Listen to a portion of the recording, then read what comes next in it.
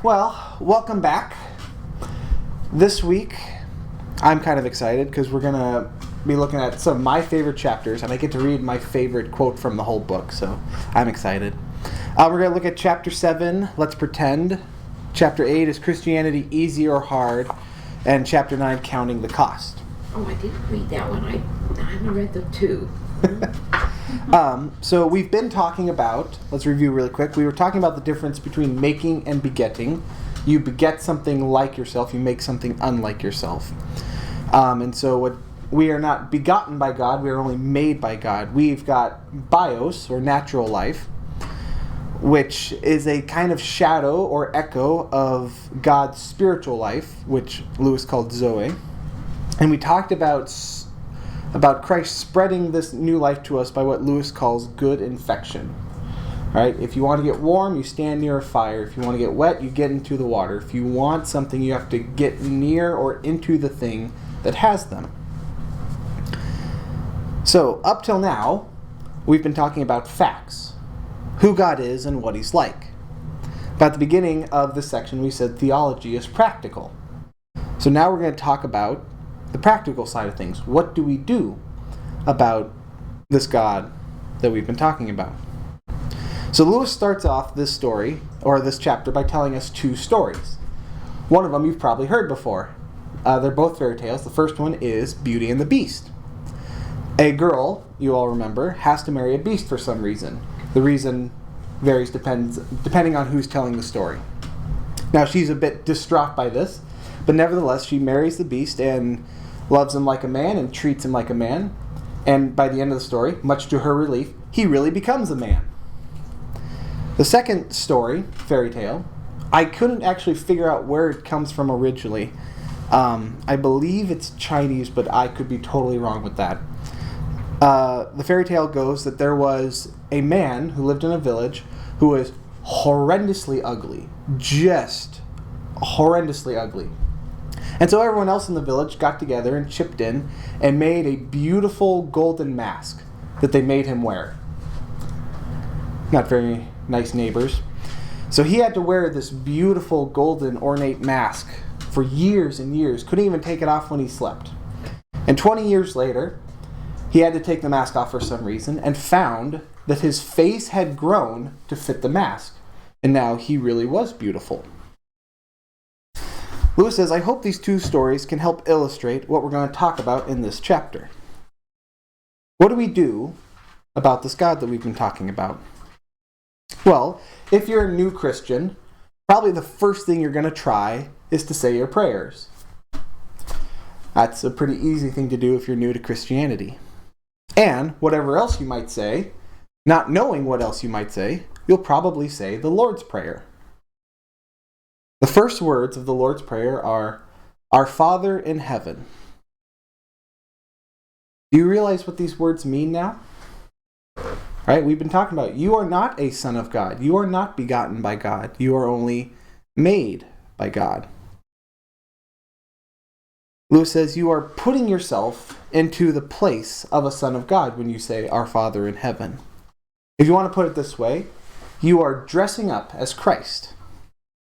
Of course, as soon as you realize what these words mean, you know you are not a son of God. You are a bundle of self-centered fears, hopes, greeds, jealousies, and self-conceit, all doomed to die. I love how Lewis says this here because it's so delightfully British. He says, this dressing up as Christ is a piece of outrageous cheek. Yeah. Let's Americanese that a little bit.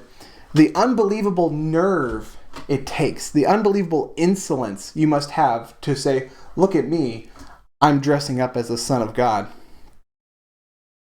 But the odd thing is that we're ordered to do it. Christ says, this is how you shall pray.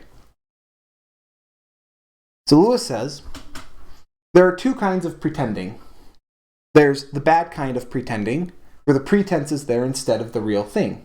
You know, like if I'm pretending to help you instead of actually helping you.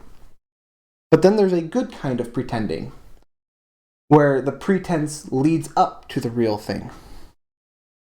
Here's a couple examples.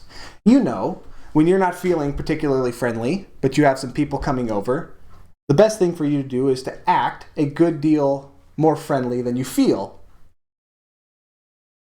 Act more friendly than you feel. And you'll find, after acting friendly as the people come over, you are actually feeling a good bit more friendlier than you did before. Often the only way we get equality is to behave as if we already had it. Lewis says this is why children's games are so important. They go about playing soldier and shop and house, and all the while they're training their wits and strengthening their muscles to really be shopkeepers and soldiers and husbands and wives. By pretending to be grown-ups, it helps them to grow up in earnest.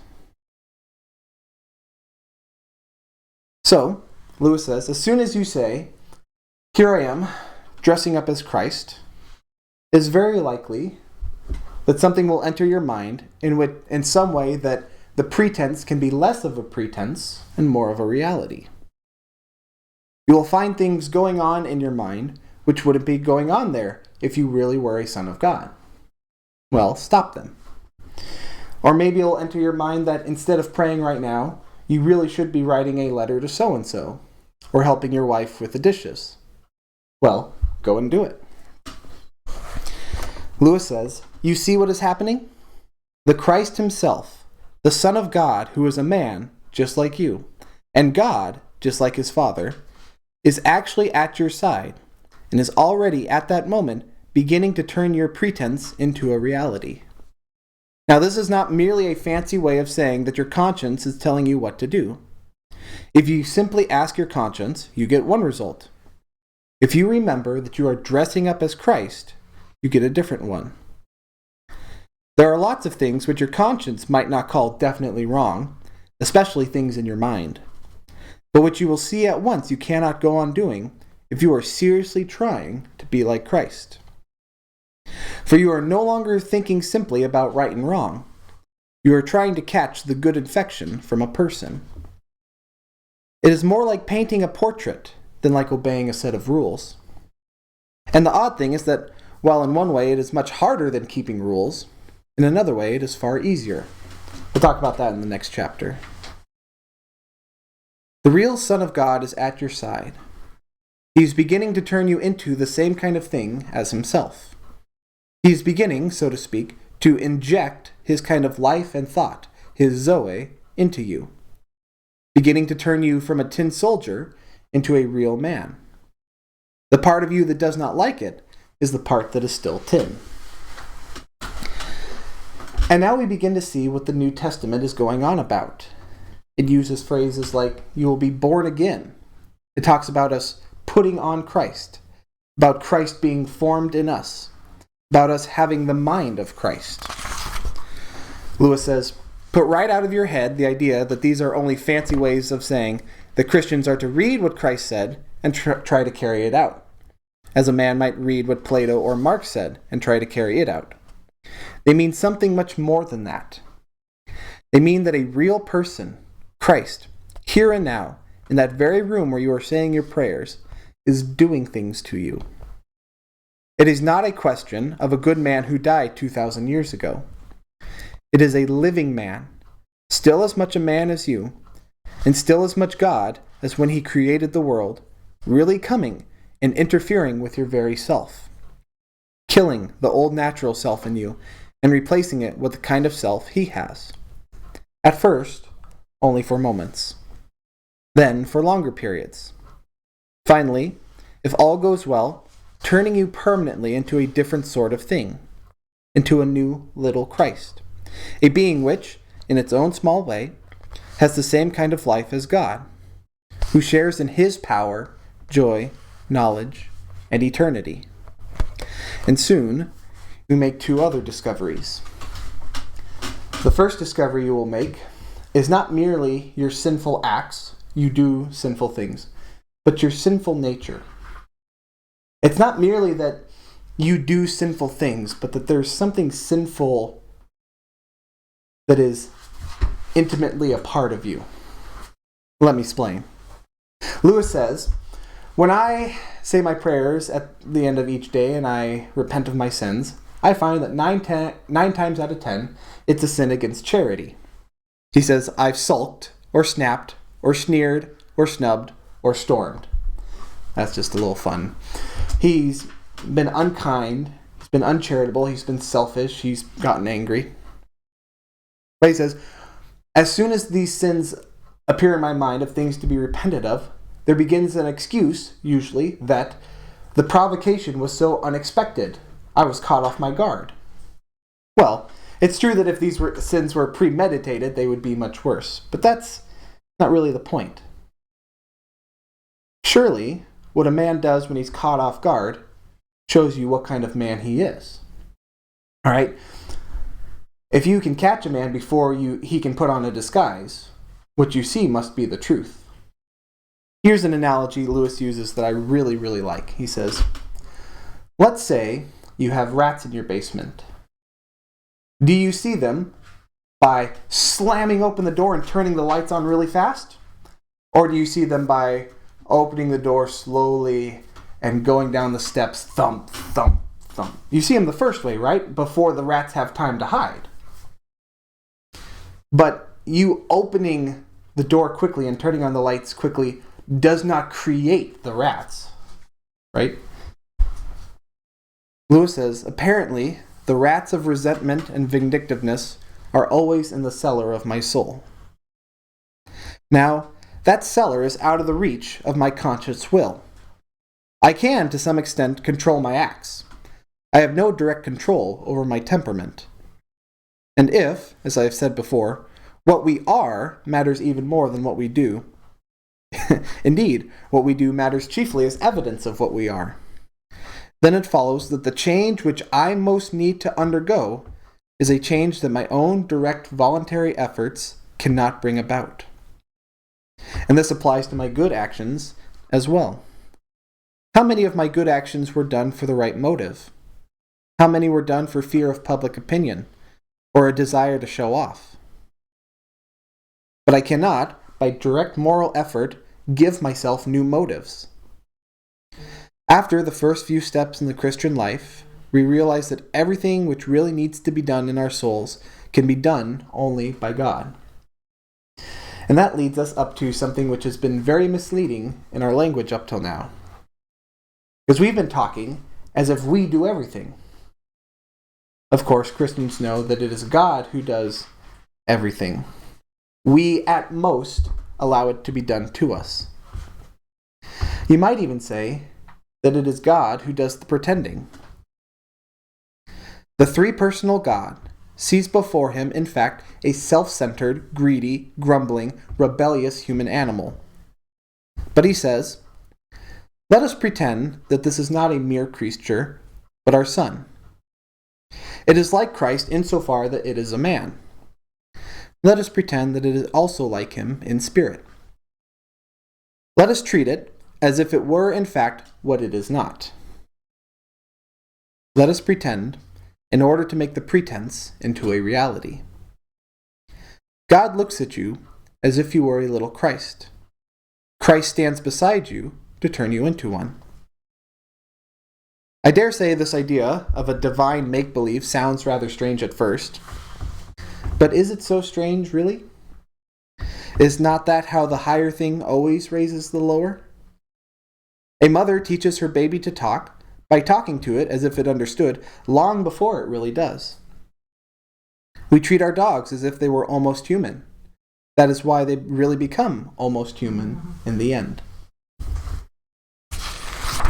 That was chapter 7, Let's Pretend. Now we're going to come back to what we said earlier. Is Christianity easy or hard? And Lewis says, the first thing we want to get straight is this idea of dressing up as Christ, of pretending to be Christ, is not one job among many that a Christian has to do. Nor is it a special exercise for the top of the class, right? It is Christianity. Which means that it's time for us to talk about the difference between Christianity and worldly people just trying to be good. Lewis says a worldly person trying to be good is a bit like a man trying to pay his taxes. He pays them all right, but he hopes that afterwards he still has something to live on. problem with this path is that the more you try to be good, the more you try to follow your conscience, the more your conscience will demand of you. And you'll find you have less and less to live on. And your natural self, your bios, as it becomes starved and hampered and worried at every turn, will get angrier and angrier. In the end, you will either give up trying to be good, or else you will be one of those people who always, as they say, lives for others, but always in a discontented, grumbling sort of way. If you take this path, you will find yourself be a much greater pest to others than if you had remained frankly selfish. The Christian way is different, harder, and easier. I want you to pay attention. Christ says, "Give me all. I don't want so much of your time, or so much of your money, or so much of your work. I want you. I have not come to torment your natural self, but to kill it. No half measures are any good. I don't want to cut off a branch here and a branch there. I want to have the whole tree down. I don't want to drill the tooth, or crown it, or stop it, but to have it out. Hand over the whole natural self, all the desires which you think innocent, as well as the ones you think wicked, the whole outfit. I will give you a new self. In fact, I will give you myself.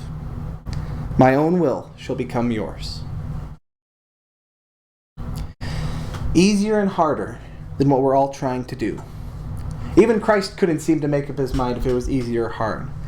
At one point he says, "Take up your cross and follow me," which makes it sound like Christianity is a bit like going to your own execution. And then in another place he says, "My yoke is easy and my burden light." The almost impossible thing to do is to hand over yourself, all your wants and worries, to Christ. Almost impossible, but easier than what we're all trying to do instead, which is make personal happiness your main goal while still trying to be good. Lewis says, "If I'm a field of grass and you want wheat, well, the field of grass will produce no wheat. It's a field of grass.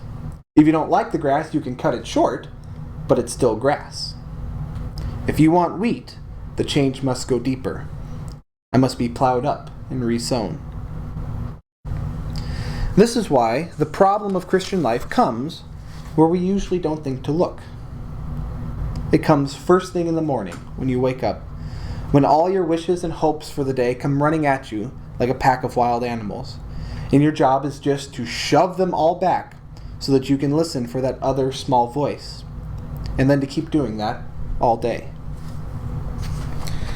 We can only do it for moments at first, but from those moments, the new sort of life will be spreading through our system, because now we are letting him work at the right part of us. It is the difference between paint, which is merely laid on the surface, and a dye or stain, which soaks right through. He never talked vague, idealistic gas. When he said, "Be perfect," he meant it. He meant that we must go in for the full treatment. It is hard, but the sort of compromise we're all hankering after is harder. In fact, it is impossible. It may be hard for an egg to turn into a bird. It would be a jolly sight harder for it to learn to fly while remaining an egg. We are like eggs at the present, and you cannot go on indefinitely being just an ordinary, decent egg. You must be hatched or go bad. This chapter goes on a little further, but we're going to skip ahead to the next chapter because we need to. Which brings us to chapter 9, titled Counting the Cost. And Lewis begins by saying, lots of people were rather upset by his quoting the verse, "Be ye perfect." So we're actually going to kind of unpack that a little bit, because that's a heavy verse right there. So Lewis starts out by saying, "Be ye perfect" doesn't mean that God is saying, unless you're perfect, I'm not going to help you. Right? Because that would be hopeless. Be ye perfect, is God saying, the only help I will give you is help to become perfect. You may want something less, but I will give you nothing less. Lewis has an analogy here which I really relate to. Lewis says, when I was a little boy and I would have a toothache, I usually wouldn't tell my mother because she would give me the painkiller, which is what I wanted. But she wouldn't just give me the painkiller. Right? I wanted the painkiller, but the next day we would go to the dentist. Right? I couldn't get what I wanted without getting something more. My mother was the sort of person who, if you gave her an inch, she'd take a mile. Well, the same with God. God is the sort of person who, if you give him an inch, he'll take a mile. People go to God to fix sins that they're embarrassed of, like masturbation or cowardice, or sins that are clearly spoiling life, like bad temper or drunkenness. Well, God will cure it all right, but he won't stop there. That may be all that you asked for, but once you call him in, he'll give you the full treatment. That is why he warned people to count the cost before becoming Christians. Make no mistake, he says, if you let me, I will make you perfect. The moment you put yourself in my hands, that is what you are in for. Nothing less or other than that. You have free will, and if you choose, you can push me away. But if you do not push me away, understand that I am going to see this job through. Whatever suffering it may cost you in your earthly life, whatever inconceivable purification it may cost you after death, whatever it costs me, I will never rest, nor let you rest, until you are literally perfect. Until my Father can say without reservation that he is well pleased with you, as he said he was well pleased with me. This I can do and will do, but I will not do anything less. The flip side of this is that while God will not be satisfied with anything less than perfection, he is delighted by our first stumbling, feeble attempts. Lewis quotes George MacDonald and says, every father is pleased with his baby's first steps, but no father would be pleased with anything less than a firm, free, manly walk in his grown-up son. God is easy to please, but hard to satisfy. The practical upshot is this. On the one hand, God's demand for perfection need not discourage you in the least in your present attempts to be good, or even in your present failures. Each time you fall, he will pick you up again. And he knows perfectly well that your own efforts are never going to bring you anywhere near perfection. On the other hand, you must realize from the outset that the goal is absolute perfection, and no power in the whole universe except you yourself can prevent him from taking you to that goal. Now, Lewis says this is important to realize, that perfection is the goal. Because if you don't, you're likely at some point to start pulling back and resisting. After overcoming a couple sins, you'll think to yourself, well, now I'm good enough. All right? He did what I wanted him to, and I'm very grateful for that. But now I'd be very grateful if he'd leave me alone. I never expected to be a saint. I just wanted to be a decent, ordinary chap. And we think ourselves humble. This is a fatal mistake. Of course, we never wanted or expected to be made into the things that he'll make us into. The question is not what we intended for ourselves, but his intention when he made us. He is the inventor. We are only the machine. He is the painter, and we are just the picture. How should we know what he means us to be like? Already he has made us unlike what we were.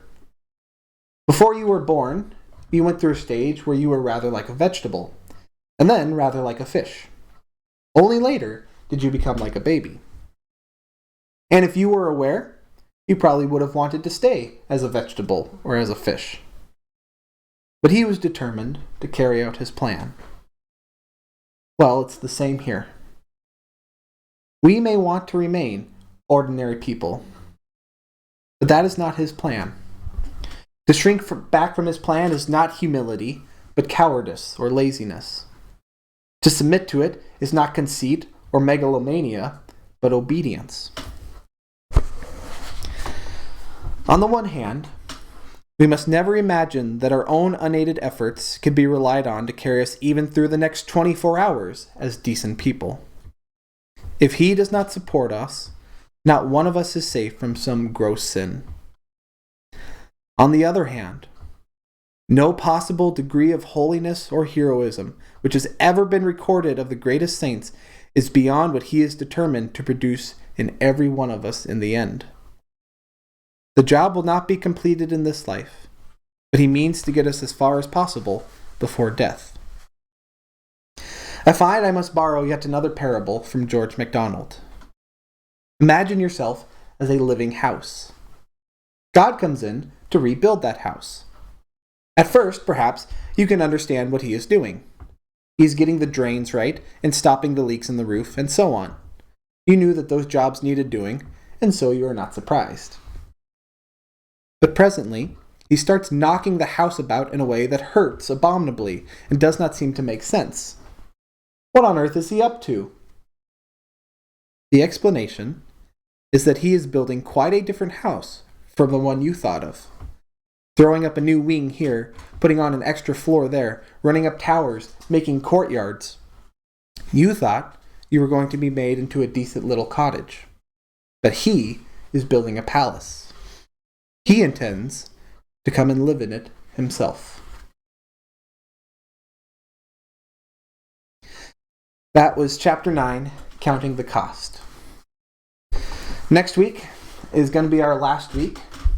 We're going to look at chapter 10, Nice People or New Men, and chapter 11, The New Men. But for now, that's all I have to say about that.